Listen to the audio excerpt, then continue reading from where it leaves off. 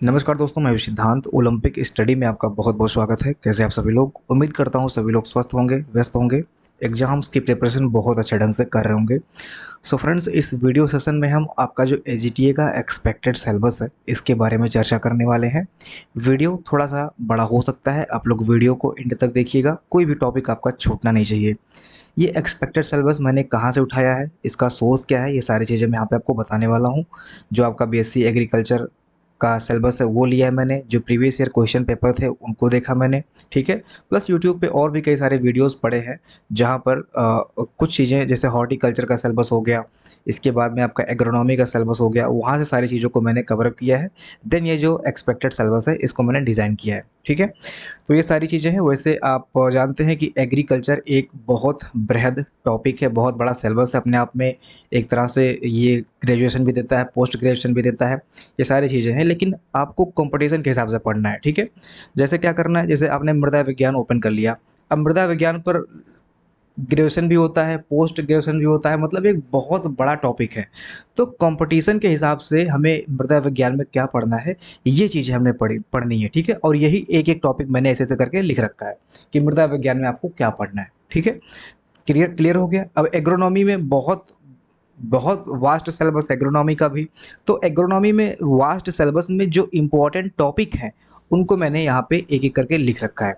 तो इस तरह से आपको मृदा विज्ञान, एग्रोनॉमी, हॉर्टिकल्चर, एनिमल हस्बेंड्री, ठीक है, इसके बाद में फसल से संबंधित कौन कौन से टॉपिक पढ़ने हैं, ये सारी चीज़ें मैंने एक एक पॉइंट करके लिख रखा है। तो सिलेबस आपको देखने में थोड़ा सा बड़ा लगेगा, लेकिन चूंकि एक एक पॉइंट मैंने लिख रखा है, एक एक लाइन मैंने लिख रखा है, इसलिए थोड़ा सा आपको बड़ा लग सकता है। बाकी चीज़ें सेम रहने वाली हैं, ठीक है। अब मैं सोर्सेज की बात कर लेता हूँ। सोर्सेज मैंने क्या क्या क्या क्या लिया है, कहाँ से मैंने इसको उठाया है। तो ये आप देख सकते हैं, बेसिक एग्रीकल्चर का जो आपका सिलेबस है, first semester, second semester, third semester, fourth semester, ठीक है।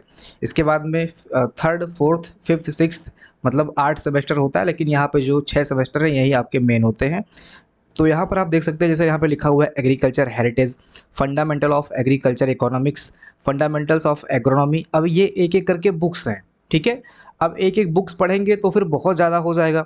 अब इन जैसे फंडामेंटल ऑफ सॉइल साइंस, अब सॉइल साइंस के फंडामेंटल में कौन कौन से इंपॉर्टेंट टॉपिक है ये मैंने लिख दिया है, ठीक है। तो ये बुक खत्म, ठीक है। तो इस तरह से सारी चीज़ें हैं।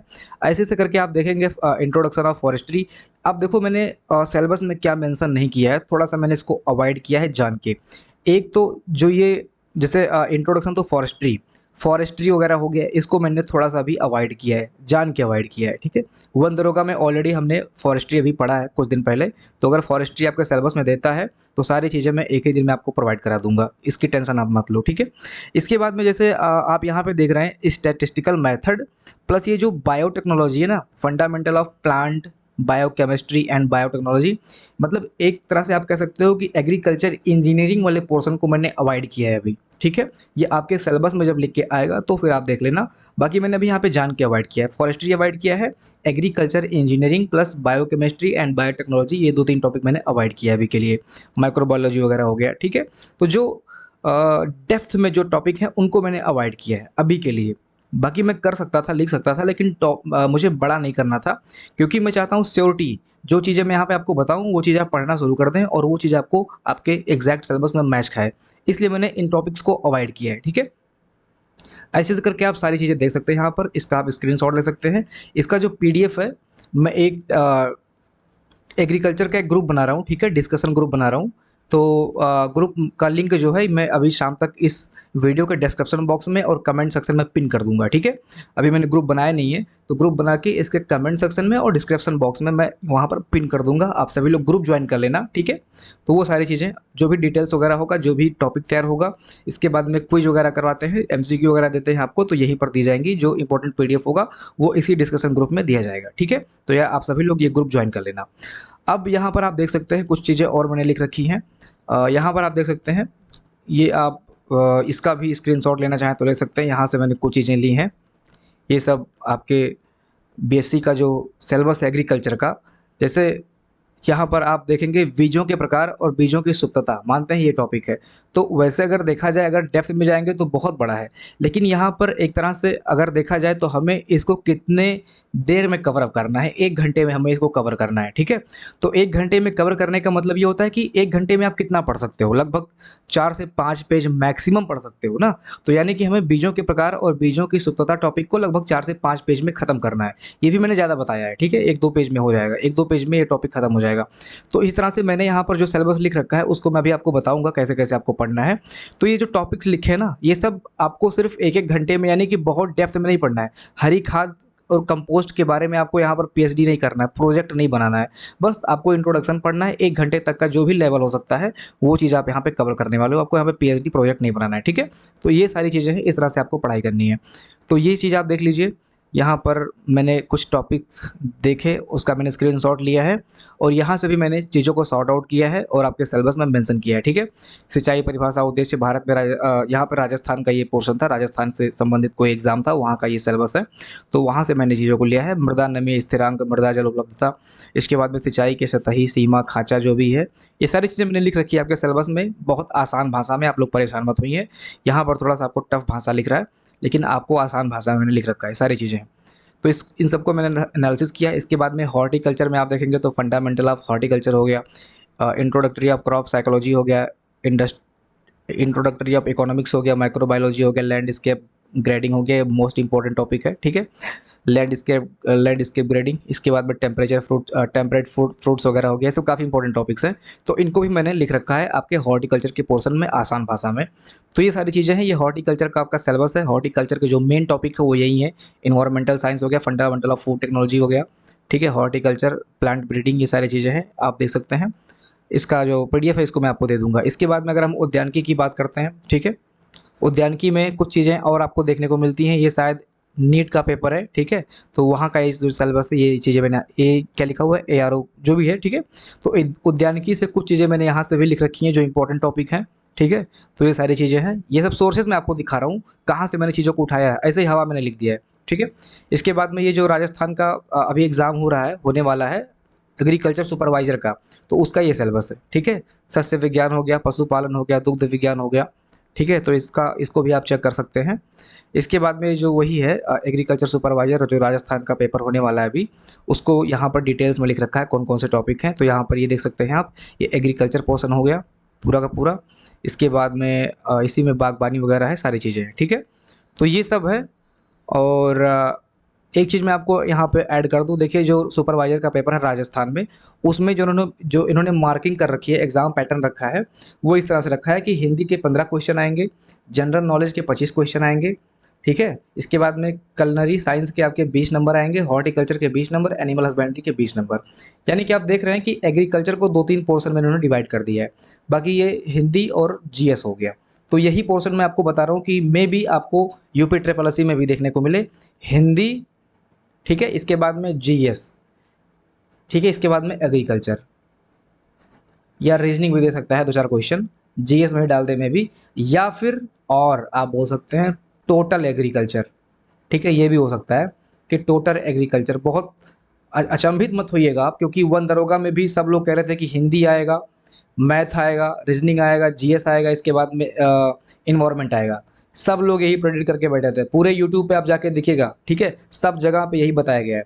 मैंने बताया था कि सिर्फ़ और सिर्फ़ एनवायरनमेंट आएगा और एग्ज़ैक्ट सिलेबस भी आपको दे दिया था और एनवायरनमेंट ही पूछा गया और सेम वही टॉपिक 26 टॉपिक मैंने बताए थे, 27 टॉपिक लिख के आया था। एक टॉपिक जो मेरा छूटा हुआ था, ठीक है? तो ये चीज़ें हैं। तो ये एग्ज़ाम पैटर्न हो सकता है। ओके, तो ये चीज़ मैंने आपको बता दी डेप्थ में, सारी चीज़ें मैंने आपको दिखा दी हैं, कहाँ से मैंने सारी चीज़ें लिख रखी हैं। अब मैं आपको आता हूँ सीधे आपका जो एक्सपेक्टेड सिलेबस है, इस पे आता हूँ, ठीक है? ये है UP triple SC AGT recruitment expected syllabus Indian agriculture, ठीक है? जो आपका सिलेबस है 2018 का पेपर हुआ था, उसमें सिर्फ यही लिख के आया था, भारतीय कृषि, कृषि उत्पाद एवं उसके विपणन के संबंध में जानकारी, ये आपका सिलेबस था, ठीक है? तो इसी से संबंधित सारी चीज़ें मैंने यहाँ पे लिख रखी हैं।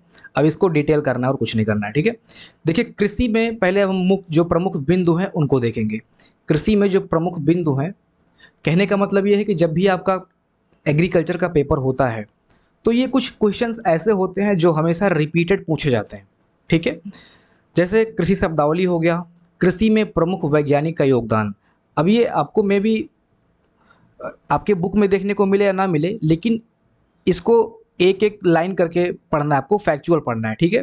तो ये फैक्चुअल करके आपको सारी चीज़ें याद रखनी है। जैसे भारतीय कृषि के महत्वपूर्ण बिंदु हो गए, कृषि की प्रमुख शाखाएं हो गई, कृषि संबंधित प्रमुख वैज्ञानिक एवं पितामह हो गए, कृषि अनुसंधान संस्थान कौन सा संस्थान कहाँ पर स्थित है, कृषि संबंधित प्रमुख अभियान और योजनाएं पढ़नी है, अभियान पढ़ना है, और कृषि से संबंधित जो भी उत्तर प्रदेश की योजना आई है, राज्य सरकार की योजना आई है, केंद्र सरकार की योजना आई है, ठीक है, ये सब आपको देखना है, ठीक है। इसके बाद में कृषि की प्रमुख क्रांतियाँ हो गई, इसको आपको देखना है, और कृषि संबंधित अंतर्राष्ट्रीय दिवस। तो ये जो कृषि के प्रमुख बिंदु हैं, ये 4 से 5 नंबर आपको दे सकते हैं, ठीक है। अगर पेपर थोड़ा सा भी आसान आता है तो 4 से 5 नंबर आपको यहीं से देखने को मिल जाएगा, जिसमें आप वैज्ञानिक संस्थान, अभियान, योजना, क्रांति दिवस, ठीक है, तो ये सारी चीज़ें आप देखने को पाएंगे। ये है आपका प्रमुख बिंदु जो कि आपके सिलेबस से हटके है और यहाँ से प्रश्न बन सकता है, तो ये चीज़ आप देखेंगे। और पहले पहल हम जो अपना कोर्स स्टार्ट कर रहे हैं उसमें इन सारी चीज़ों को कवर कर दे रहे हैं एक एक करके, ठीक है। एक एक करके दो दो टॉपिक हम लोग एक एक दिन में कवर कर लेंगे, फटाफट 2-3 दिन में ये टॉपिक पूरा कवर हो जाएगा, ओके। इसके बाद में अब हम आते हैं कृषि विज्ञान पर, एग्रोनॉमी पर अब हम आते हैं, ठीक है। मेन आपका यही चीज़ है, यहीं से आपका एग्जैक्ट सिलेबस, एक्सपेक्टेड सिलेबस शुरू होता है, ठीक है। तो कृषि विज्ञान में आपको क्या क्या पढ़ना है, देखिए कृषि अर्थशास्त्र, सांख्यिकीय डेटा, जो करंट डेटा है, करंट अफेयर का डेटा है, ये चीज़ आपको ध्यान रखना है। 2 से 3 नंबर कुछ ऐसे टॉपिक होंगे जो कि करंट से रिलेटेड होंगे।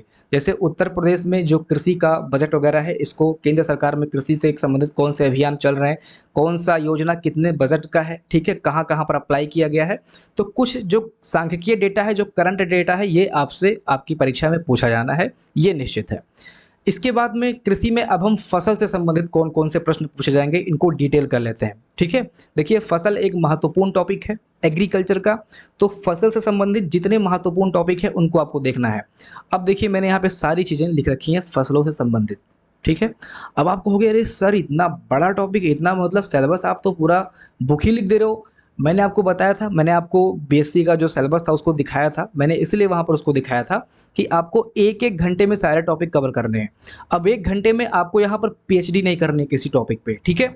विभिन्न फसलों के एमएसपीज आपको चेक करना है, विभिन्न फसलें उनकी किस्में एवं संकर प्रजाति आपको पढ़ना है। सारे के सारे जो टॉपिक हैं, 2-3 टॉपिक अगर छोड़ दिए जाते हैं तो सब टॉपिक लगभग 2 से 3 पेजेस में ख़त्म हो जाएंगे, ठीक है। ऐसा नहीं कि आपको यहाँ पर लगभग 10 से 15 पन्ने पढ़ने हैं, 2 से 3 पेजेस में सभी टॉपिक्स खत्म हो रहे हैं अगर 3-4 टॉपिक को छोड़ दिया जाए तो, ठीक है। तो ये चीज़ है। फसल में आपको क्या क्या पढ़ना है फटाफट मैं आपको एक बार दिखा देता हूँ।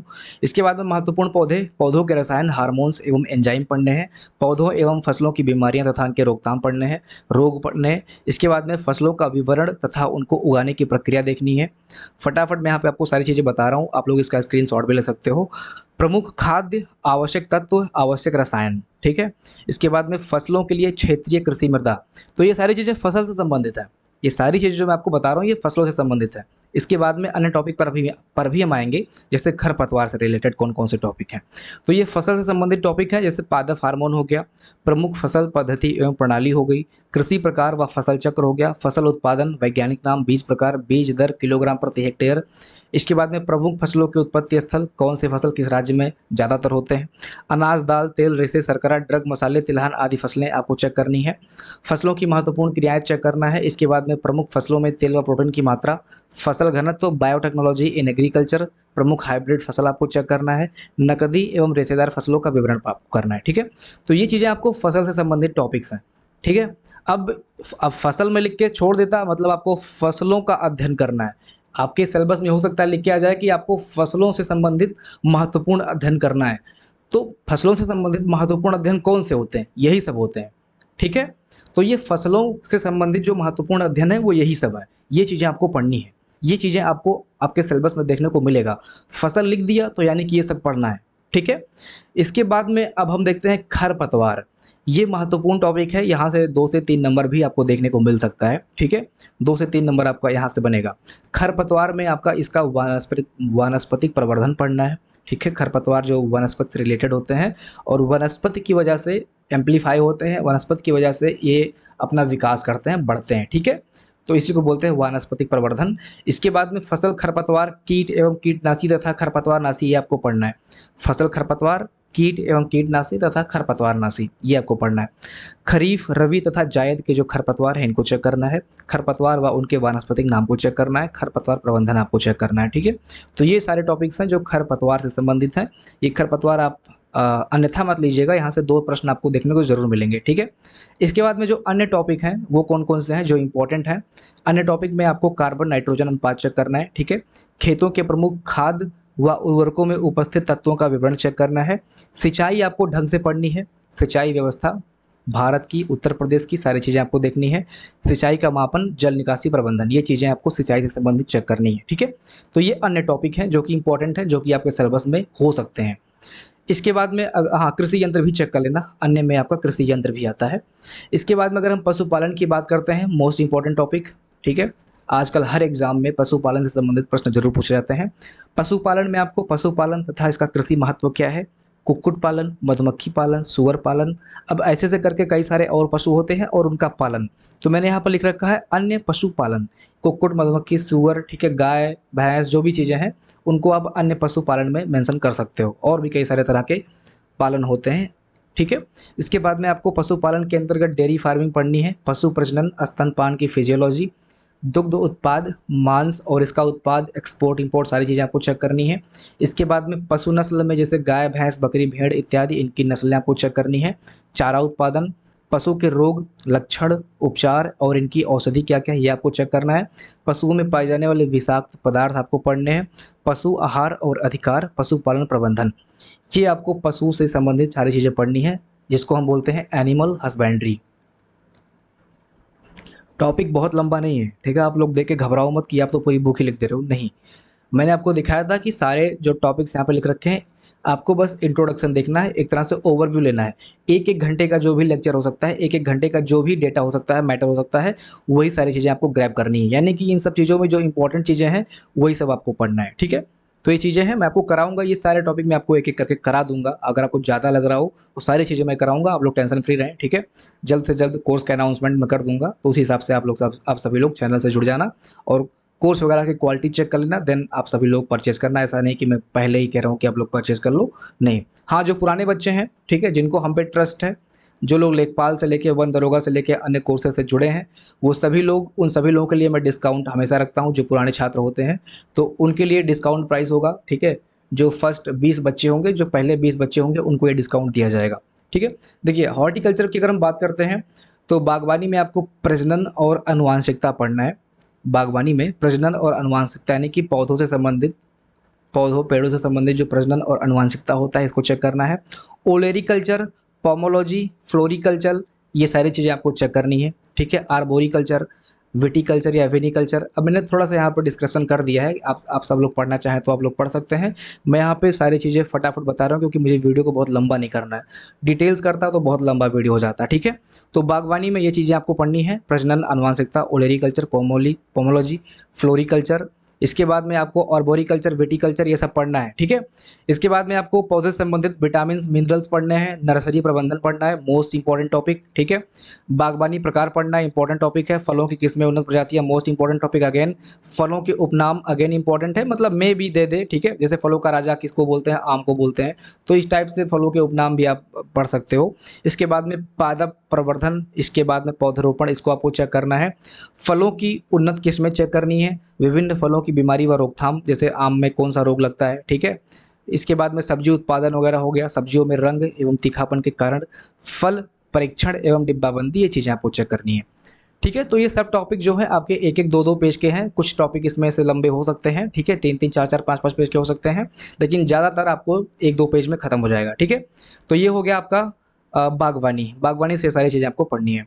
इसके बाद में अगर हम आते हैं मृदा विज्ञान में, तो मृदा विज्ञान में यानी कि सॉइल साइंस, ये आपका मोस्ट इम्पॉर्टेंट भूमिका निभाएगा इस बार आपकी एग्रीकल्चर के एजीटीए के सिलेबस में।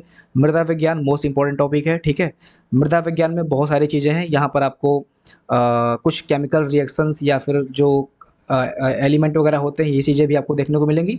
बहुत डेप्थ में है वैसे साइंस, ठीक है, लेकिन फिर भी यहाँ पर हमने ओवर चीज़ें लिख रखी है, जैसे मिट्टी की संरचना हो गया, मिट्टी की उर्वरता हो गया, माइक्रोबायोलॉजी हो गया, पेडोलॉजी हो गया, एडफोलॉजी हो गया, ठीक है। इसके उसको आप लोग चेक कर लेना। पेडोलॉजी मतलब मृदा का अध्ययन, और एडफोलॉजी का मतलब होता है मिट्टी का विज्ञान का अध्ययन है, जिससे पौधों के विकास के संबंध के रूप में, ठीक है, मतलब मिट्टी किस तरह से हो कि पौधे ज़्यादातर विकास करें, तो इसका अध्ययन हम जो है एडफोलॉजी के अंतर्गत करते हैं।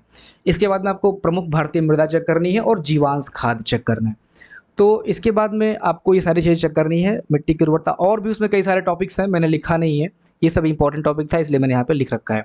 इसके बाद में आप जो पढ़ते थे अवसादी चट्टान, मतलब रॉक्स वगैरह भी आपको पढ़ना है, रॉक्स होता है, मिनरल्स होता है, ये सारी चीज़ें भी आपको इसी में पढ़नी होती है। अवसादी चट्टान, आग्नेय चट्टान, रूपांतरित चट्टान, ये सारी चीज़ें आपको मृदा विज्ञान के अंतर्गत ही पढ़ना है, ठीक है। तो ये चीज़ है। इसके बाद में अन्य में आपको क्या देखना है, जो और मोस्ट इंपॉर्टेंट टॉपिक हो सकते हैं, इसको आपको अभी नहीं पढ़ना है। हाँ, डेयरी फार्मिंग आप पढ़ सकते हो, ठीक है, इसको आपको नहीं पढ़ना है अभी। कृषि एग्रीकल्चर, कृषि इंजीनियरिंग, जो मैंने आपको बताया था कि ये चीज़ें मैंने लिख नहीं रखी है, तो इसको मैंने अन्य में मेंशन कर दिया है। कृषि इंजीनियरिंग हो गया, कृषि वानिकी हो गया, अगर ये आपके सिलेबस में आता है तो तुरंत आपको प्रोवाइड करा दूंगा, ये कंप्लीट टॉपिक मेरे पास पड़ा हुआ है, ठीक है, बहुत बढ़िया से मैंने सारी चीज़ें कृषि वानिकी में लिख रखी हैं। इसके बाद में डेयरी फार्मिंग हो गया, कृषि प्रौद्योगिकी हो गया, जैविक खेती, जैविक भोजन हो गया, ग्रीन खेती मतलब हरी खेती हो गया। इसके बाद में एक्वाकल्चर हो गया, ये भी मोस्ट इंपॉर्टेंट है, ठीक है, एक्वाकल्चर काफ़ी इंपॉर्टेंट है। ग्रीन खेती भी आपको इंपॉर्टेंट देखने को मिल रहा है, ठीक है। तो सब इंपॉर्टेंट है, ऐसा नहीं कि यहाँ पर हम कुछ अवॉइड कर सकते हैं। तो ये है आपका एक्सपेक्टेड सिलेबस। अब किसी को शिकायत नहीं करना है कि सर आपने पूरी बुक बता दी, मैं कई बार आपसे कह रहा हूँ कि ये सब इंपॉर्टेंट टॉपिक हैं।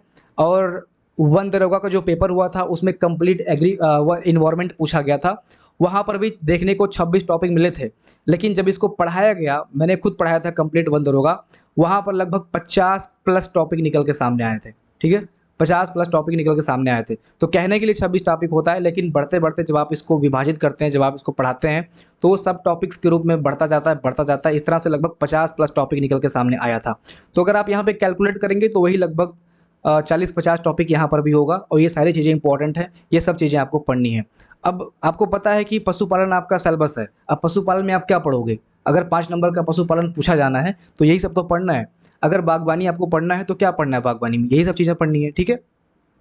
मृदा विज्ञान में आपको क्या पढ़ना है? यही सब पढ़ना है, ठीक है। तो ये सारी चीज़ें हैं, आप लोग निश्चिंत रहें, ये आपका एक्सपेक्टेड सिलेबस है। आप सब लोग इस पे काम करना शुरू कर दीजिए, मैं फटाफट जितनी जल्दी हो सके आज शाम तक जो कोर्स वगैरह है इसकी सूचना दे दूँगा, ठीक है। बहुत ही अफोर्डेबल प्राइस में सारी चीज़ें आपको मैं प्रोवाइड कराऊंगा। इंग्लिश एंड हिंदी दोनों लैंग्वेज में सारी चीज़ें चलेंगी, तो आप लोग निश्चिंत रहें, लैंग्वेज इशू नहीं करेगा, ठीक है।